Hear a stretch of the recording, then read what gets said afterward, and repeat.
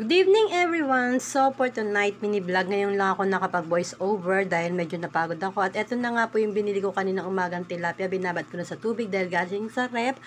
At syempre nakalimutan akong bumili ng pechay at siling haba at saka kamatis. Kaya eto kanina, bago ako magluto ay lumabas muna ako ng bahay. At pupunta nga po ako dun sa labasan, dun sa may suki ko kung saan bumibili ako ng mga ricado dun ng mga gulay at saka ng kung ano-ano pa. So eto na nga po, nandito na ako sa labas at labasan na po pala ng mga high school dito sa amin, sa eskwelahan namin na malapit dito. At talagang napakaswerte ng mga kabataan dito sa amin ngayon dahil naglalakad na lang nila yung school namin dito ng high school. At bago lahat ang mga rooms dito, hindi katulad nung araw nung nag-aaral ako ay talagang naglalakad pa kami dahil medyo malayo yung aming school.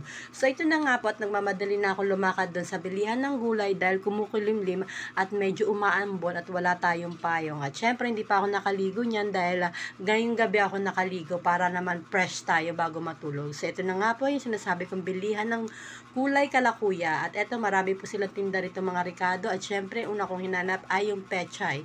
So ayan, meron po akong nakitang pechay dito at tinanong ko si kuya kung magkano yung pechay at sabi naman niya ay 15 pesos ang isang tali. Sabi ko, hindi ba 10? Sabi niya, nagmahal daw dahil sa nag-uulan, madali raw masira yung pechay. Parang ganun yung pagkasabi ni kuya. Tapos tinanong ko yung siling haba kung magkano. Sabi niya, 2 piraso, 5 piso. Tapos yung kamatis, hindi ko masyadong narinig si kuya kung magkano.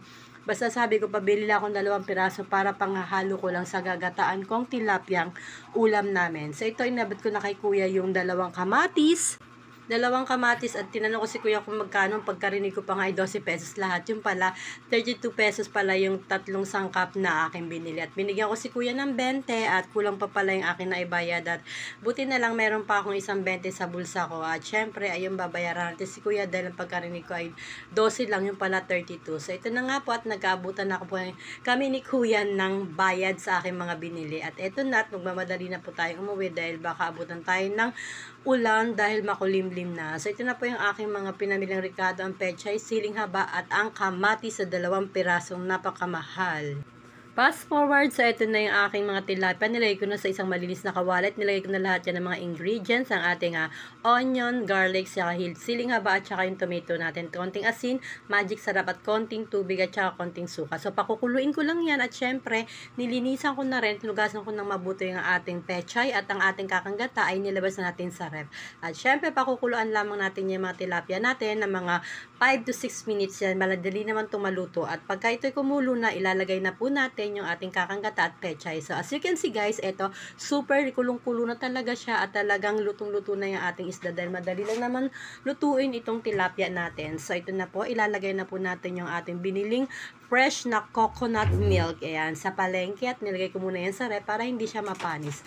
So, ito na po, nilagay ko na yung kakanggata at isusunod ko naman po yung ating pechay para maluto na rin po siya. At mga 5 minutes lang to, ox na po to at hinalo ko lang po ng bahagya para yung mga seasonings natin magpantay po dun sa ating mga sabaw. Yan. So, ayan. Nung akin po siyang hinalo, itatakpan na natin yan pagkalagay natin ng pechay at pagkatapos nun, pwede na nating ulamin yan. So, ito muna ang aming ulam ngayong gabi, ang ating ginataang tilapia. And thank you for watching and please don't forget to subscribe and follow me.